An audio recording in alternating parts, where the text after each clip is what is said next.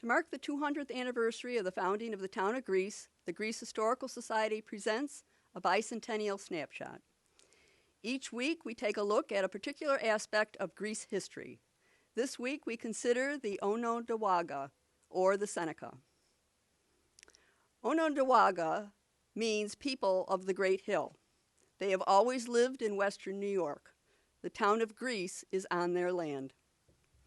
They were the largest of 6 tribal nations. They were able to raise more than 10,000 warriors, which comprised the Haudenosaunee Confederacy. With the formation of the Confederacy in 1142, they became known as the Keepers of the Western Door. Their system was federal and democratic in nature.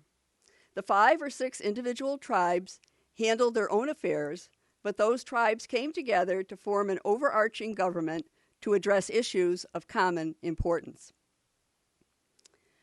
The framers of the United States Constitution had no examples from Europe to pattern their new democracy on.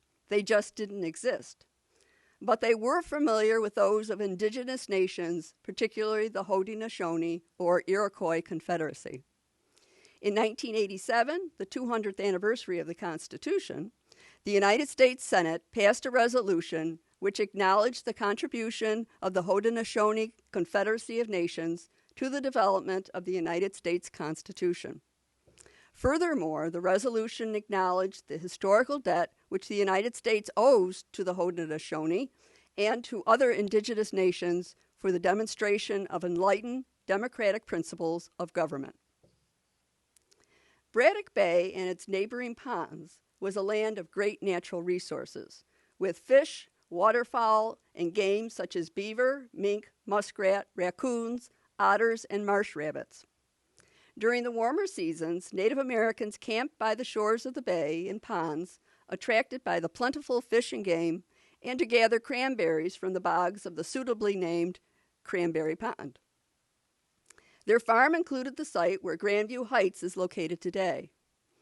When the Loudons first arrived, they discovered the frames of temporary shelters erected by the Onödowá'ga. And each summer, for a while after that, members of the tribe would arrive and repair the shelters, covering them with elm, bark, skins, or reed mats. Eventually, as the land was occupied by more and more settlers, they stopped coming. George H. Harris, a native of the town of Greece, born in West Greece in 1843, was a noted authority on indigenous people.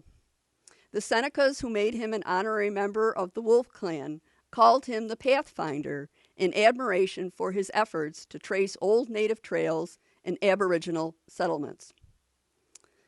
The triangles on this map represent settlements, trails, and burial sites.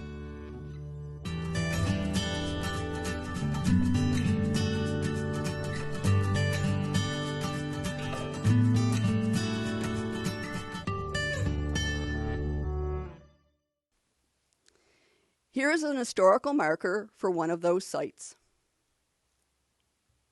This pipe bowl was found near Cranberry Pond.